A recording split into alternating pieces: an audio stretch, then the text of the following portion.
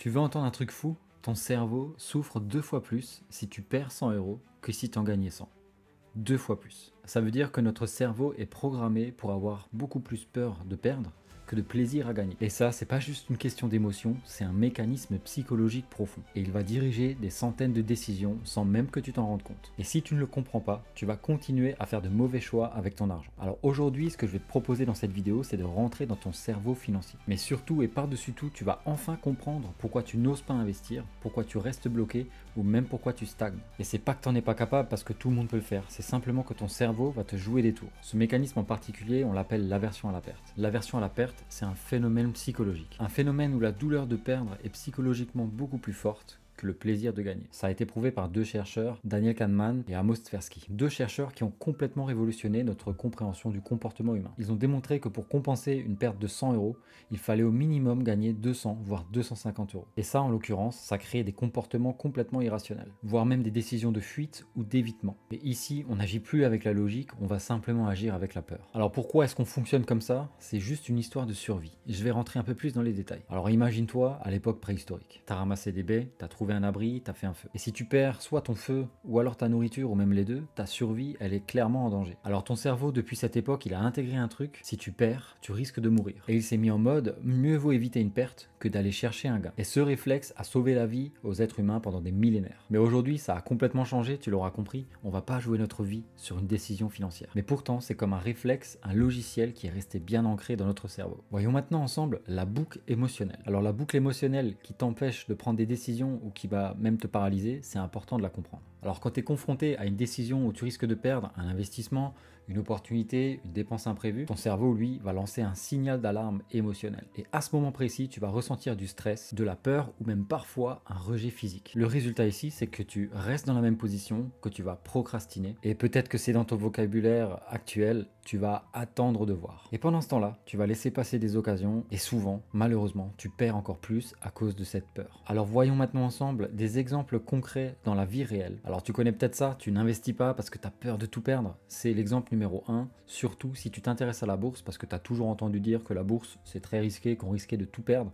souvent entre parenthèses par des personnes qui n'y connaissent strictement rien. Alors dans cet exemple concret, tu as peut-être par exemple 3000 euros sur un compte en banque, tu voudrais les investir en bourse ou bien sur une SCPI, mais le problème c'est que tu as peur. Peur de perdre la moitié ou la totalité, peur de ne pas comprendre, peur de même faire une erreur. Et au bout du compte, tu vas rien faire. Mais entre l'inflation, la fiscalité et le temps qui passe, même en ne faisant rien, tu vas quand même perdre au final, lentement mais sûrement. Et le deuxième exemple, tu vas peut-être t'y reconnaître également, tu vas rester accroché à une mauvaise décision que tu as prise dans le passé. C'est ultra simple, tu achètes une action à 80 euros par exemple, elle va passer à 40 euros, mais tu n'as pas envie de vendre. Et là, à ce moment précis, tu vas te dire, bon, je vais pas la revendre, je vais simplement attendre que le cours remonte. Mais en fait, derrière tout ça, ce que tu veux, c'est ne pas ressentir l'émotion de la perte. Ça fait mal de perdre. Du coup, dans cet exemple-là, tu préfères garder l'illusion plutôt que d'encaisser la perte. Et d'encaisser la réalité également. Parce que c'est dur de se dire qu'on s'est planté. Et surtout qu'on va perdre de l'argent. L'exemple numéro 3, ça va être de refuser de changer de stratégie. Dans cet exemple précis, on va prendre l'exemple d'une personne qui loue en Airbnb.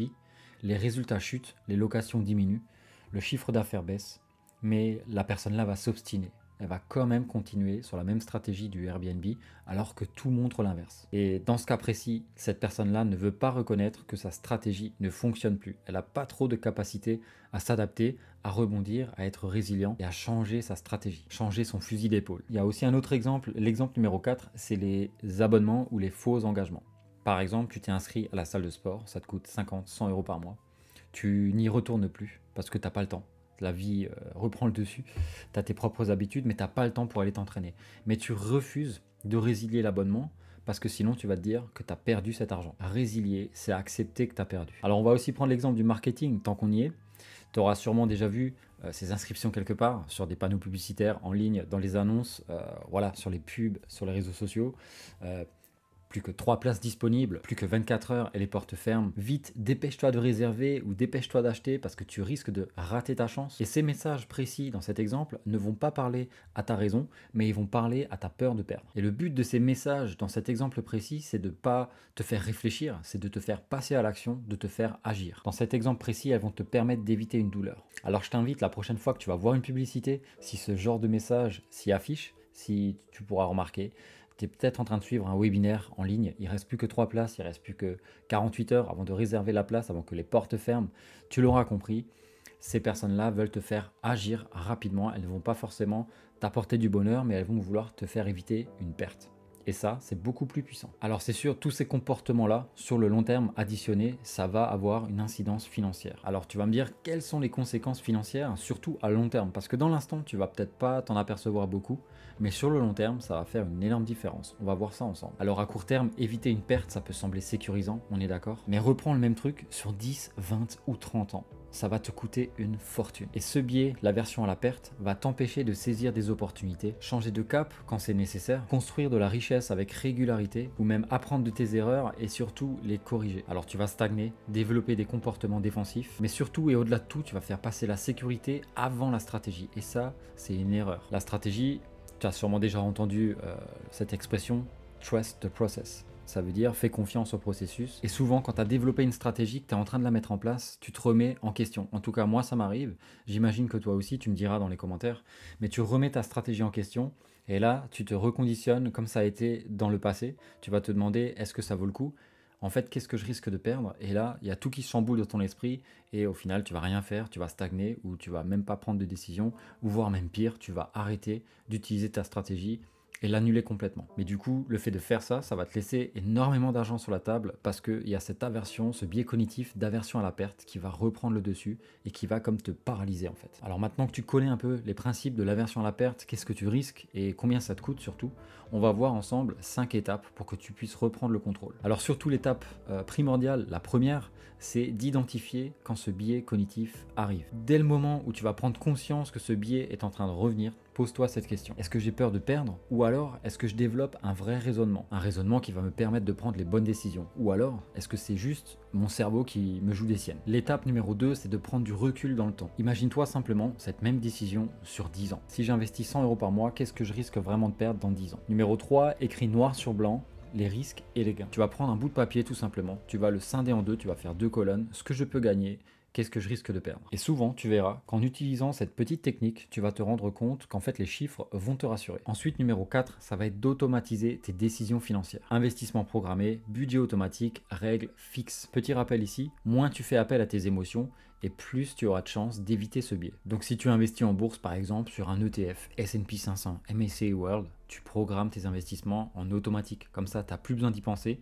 Les émotions ne vont plus rentrer en jeu. Ça va être simplement mécanique tous les mois, même période, même somme, durant des années. Et tu verras que les résultats ne vont être qu'exponentiels. Numéro 5, et sûrement l'un des points les plus importants dans ce plan d'action, c'est de te former et de t'exposer au marché. Alors je le dis souvent dans mes lives TikTok, et tu l'auras sûrement déjà entendu, c'est le manque de connaissances qui va engendrer la peur et qui va surtout t'empêcher de prendre de bonnes décisions. Plus tu vas être formé, plus tu vas comprendre les mécanismes de l'investissement, plus tu vas t'exposer au marché intelligemment et surtout moins tu vas paniquer. Alors on est d'accord, ce biais il est puissant, il est toujours omniprésent. L'idée c'est d'en prendre conscience et d'agir suivant le plan d'action que je t'ai donné par exemple, où tu pourras développer le tien. D'ailleurs dis-moi en commentaire ce que tu as fait pour éviter ça, si tu en avais conscience avant de voir cette vidéo. Mais maintenant que tu as vu cette vidéo jusqu'au bout, tu sais et tu ne peux plus l'ignorer. Tu as un choix qui t'appartient dès à présent, tu as le choix de continuer de subir ou alors tu pourras l'utiliser à ton avantage. Si tu veux changer positivement, observe-toi, prends des petites décisions, ne t'attends pas à changer tout d'un coup. Ne sois pas trop brutal, prends des petites décisions, observe-toi, observe ton comportement et surtout va de l'avant et continue de progresser. Donc si tu veux aller plus loin, n'hésite pas à regarder dans la description, j'ai créé le guide pour les investisseurs débutants. Je te rassure, il est complètement gratuit. Tu as juste ton prénom à mentionner ainsi que ton email et je te l'enverrai automatiquement. Mais ça m'intéresse aussi, dis-moi dans les commentaires, est-ce que tu as déjà pris ce genre de décision, tu sais, le genre de décision qui t'évite de te faire perdre. Mais surtout, si cette vidéo t'a plu, n'hésite pas à me montrer ton soutien, mets un petit pouce en bas de la vidéo, c'est ma meilleure récompense. Et surtout, le fait d'en avoir conscience, ça va te permettre de prendre de meilleures décisions à l'avenir, ça va également te permettre de réduire ta peur, de passer concrètement à l'action et d'enfin passer le cap pour investir. Du coup, je te laisse t'abonner à la chaîne YouTube, je vais créer une playlist spéciale pour les biais cognitifs, le cerveau financier. Tu verras, il y aura plusieurs vidéos qui vont arriver au fur et à mesure parce que je suis encore en plein chantier actuellement. Je suis en train de monter aussi les vidéos à ce niveau-là. Ça prend du temps. C'est pas comme une vidéo face caméra. Il y a beaucoup de montage, il y a beaucoup de péripéties aussi qui arrivent sur le chantier. Et j'ai hâte de te faire découvrir la suite parce que la deuxième vidéo sur le chantier arrive bientôt. Donc n'hésite pas à t'abonner à la chaîne pour être averti, à activer la cloche de notification pour savoir quand la future vidéo sortira. Je te remercie d'avoir regardé cette vidéo jusqu'au bout et je te dis à bientôt. Ciao.